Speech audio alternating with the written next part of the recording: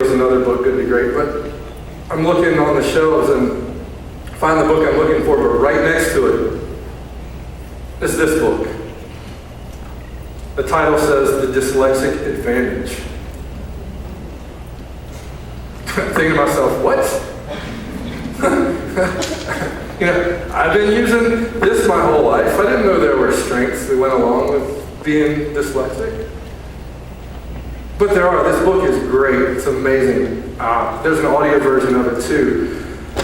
So, along those lines, I learned I've always known I've got weaknesses, right? I can't spell. I'll say that, continue to say it. Can't spell. But there's advantages that come along with that. Like, there's an eye strength that talks about in the book. And, it's interconnectedness. And I see the connection between a lot of different things, just an area. And it's really cool that way. So what, I can't spell.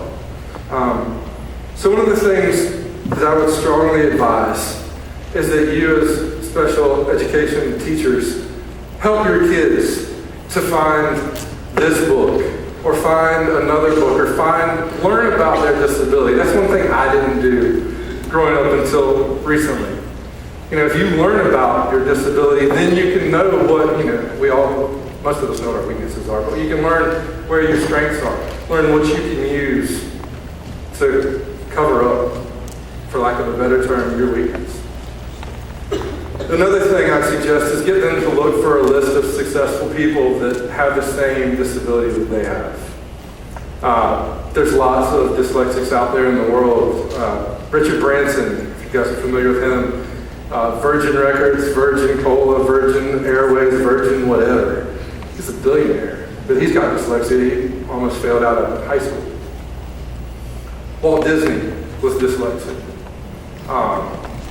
There's just a bunch of people out there that are highly successful or were able to do good things. And so knowing that there's someone else that came before me and did it helps me to see that, I can also do it.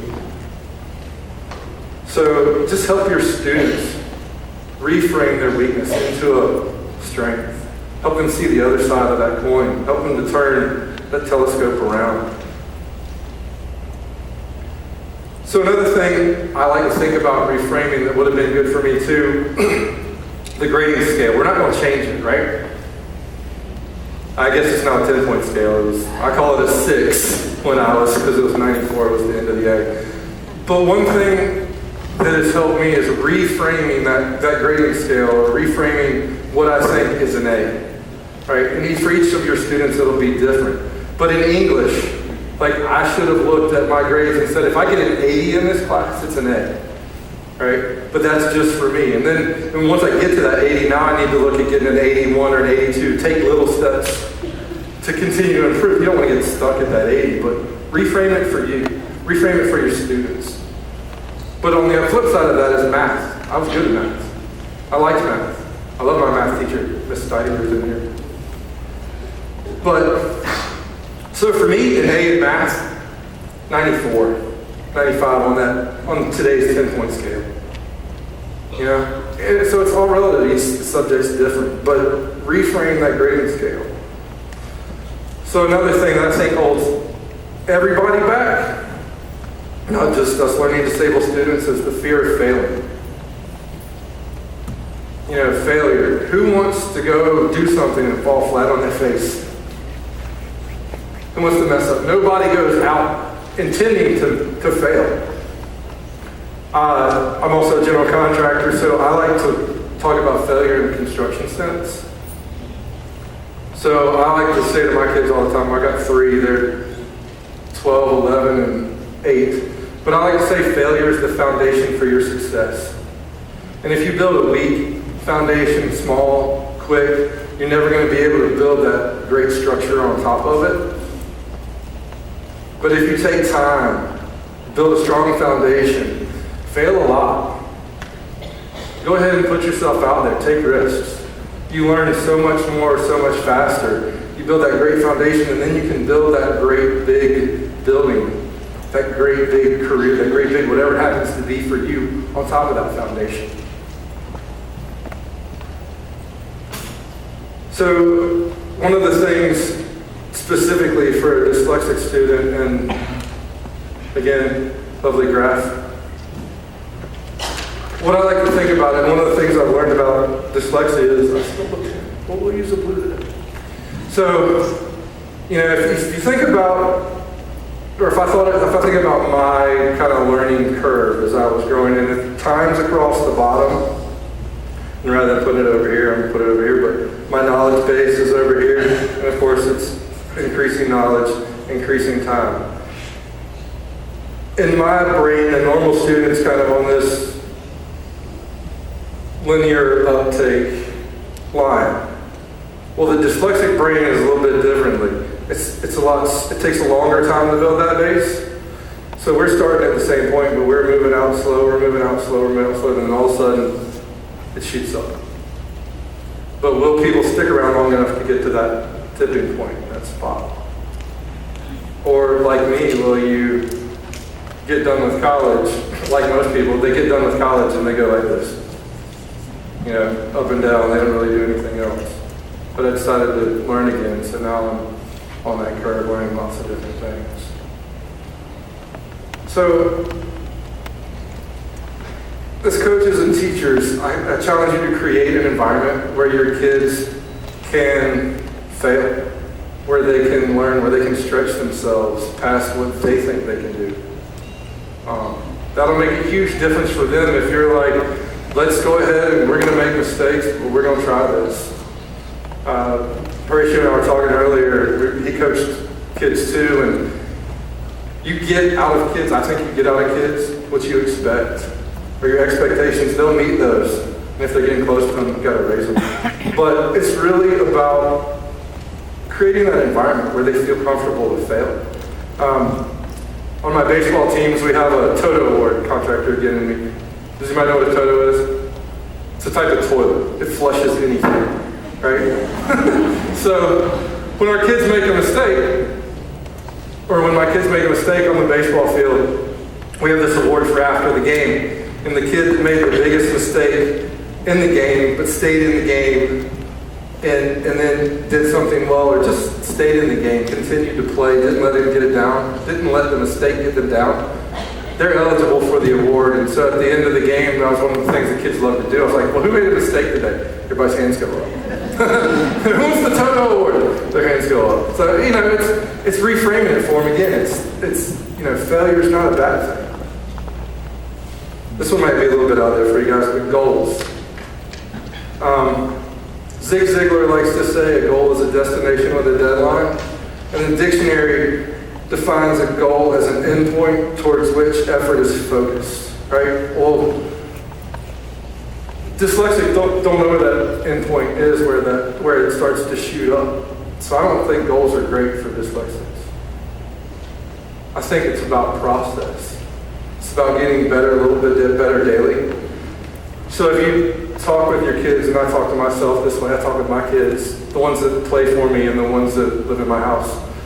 But let's focus on the process. Let's focus on daily little increments that we can get better at. And that really, I think, just change your mind. There's another book. See, I read a lot now. It's crazy, right? Dyslexic reader. It's like an oxymoron, right? Anyway, this book is called The Slight Edge by Jeff Olson. His big thing is he talks about it's the little things that you do daily compounded over time that make the biggest difference. Some of y'all probably heard about Darren Hardy, The Compound Effect. Well, he wrote that book after reading this one.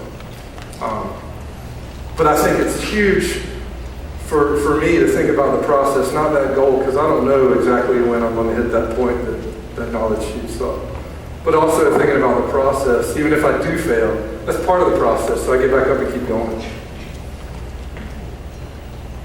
And the last thing that has really helped me is focusing. Dyslexic, ADD, ADHD, it's kind of all in the same place, just from the science, the dyslexic advantage part. But that interconnectedness that I was talking about earlier, that I can pull things from over here and over here, well, sometimes I see over here and just go that way and get distracted. So I don't get a lot done sometimes. Again, just that's my way. But starting to focus, trying to focus on one thing at a time, get better at that, and then move on to the next has really helped me out a lot too. So just encourage. John Wooden says, if you don't have the time to do it right, when will you have the time to do it over? And that's how I focus. I think, I start moving on to something else, like, hold on, I need to finish this, because if I don't have the time to do it right, when am I going to have the time to do it over?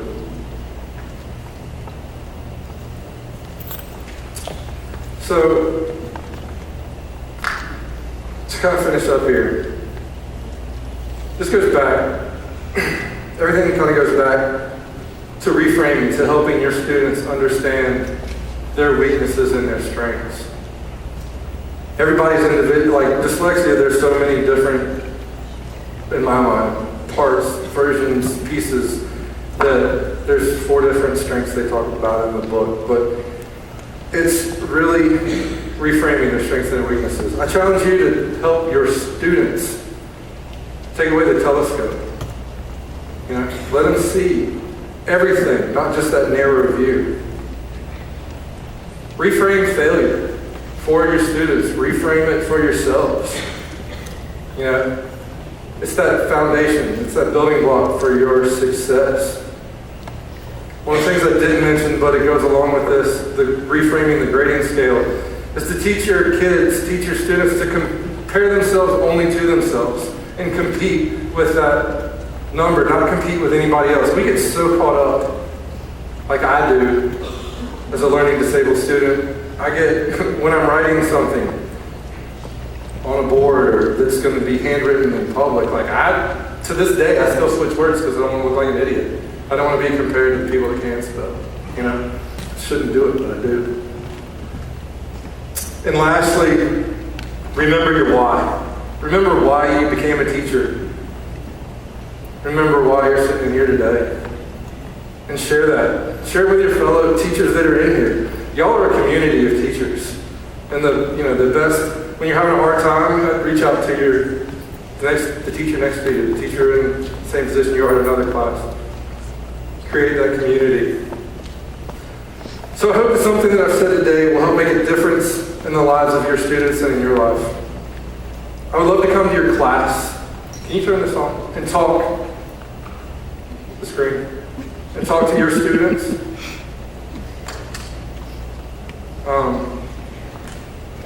If the computer will come up, my contact information will be up there.